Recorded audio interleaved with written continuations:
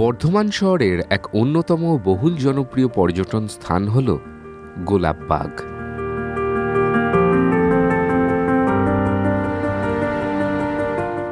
যা বর্ধমান শহরের প্রধান সদরে অবস্থিত। এই গোলাপবাগের মধ্যেই রয়েছে Bardhaman university, library, city centre, চিড়িয়াখানা, প্ল্যানেটোরিয়াম, পার্ক, ঝিল, আরও কত কী।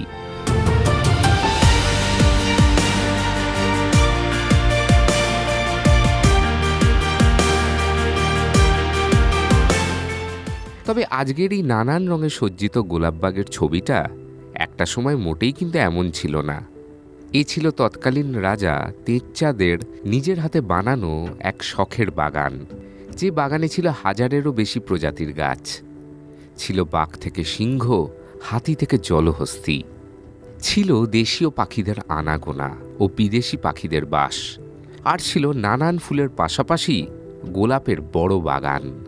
সবকিছু মিলিয়ে এ ছিল আজ থেকে 200 বছর আগের রাজা তেজচাঁদের নিজের বাগান।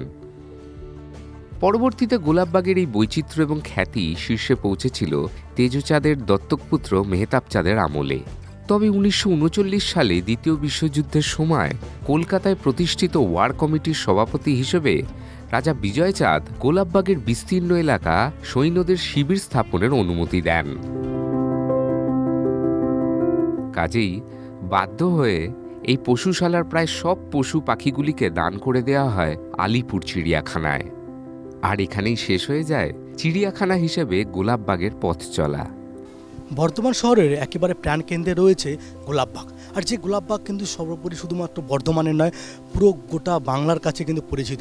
আর এই গোলাপবাগেই রয়েছে সায়েন্স সিটি, একদিকে রয়েছে প্ল্যানেটোরিয়াম, এবং যার মধ্যে উল্লেখযোগ্য যেটা রয়েছে তা হলো জুলজিক্যাল পার্ক। হ্যাঁ, বর্ধমান জুলজিক্যাল পার্ক, যে পার্কে রয়েছে বাঘ থেকে ভাল্লুক এবং বিভিন্ন পাখি, আর উল্লেখযোগ্য রয়েছে বিভিন্ন ঔষধি গাছও।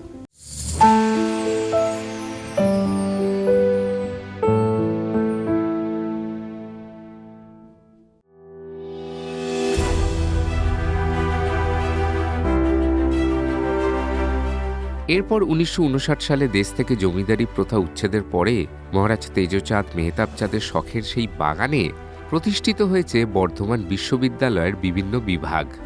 রঙিন মাছেদের মানস সরোবরের চারিদিকে ঘিরে আজ দাঁড়িয়ে রয়েছে কেন্দ্রীয় গ্রন্থাগার এবং নানান বিভাগের কেন্দ্র।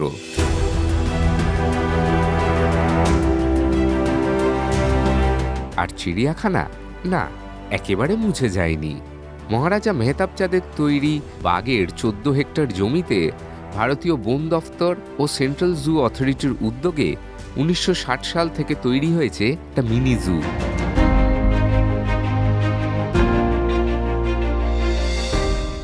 গ্রীষ্মের বিকেল হোক বা রোদ ঝকঝকে বড়দিনের দুপুর, রমনাবাগের গাছ এবং পশু পাখিগুলি এখনও হাজির হওয়া দর্শকদের শুনিয়ে যায় রাজপরিবারের প্রকৃতি প্রেমের কথা।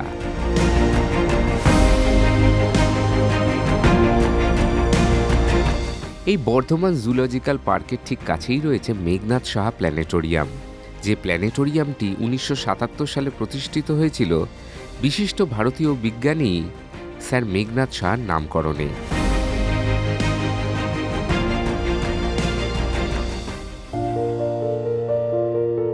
এর ঠিক 1 কিলোমিটারের মধ্যে রয়েছে আরও একটা দ্রষ্টব্য স্থান, বর্ধমান বিজ্ঞান কেন্দ্র বা সায়েন্স সেন্টার। বর্ধমানের বিখ্যাত স্থানগুলির মধ্যে এটি একটি অন্যতম। তাই বর্ধমান আসলে আপনাকে অবশ্যই এই স্থানগুলি পরিদর্শন করতে হবে।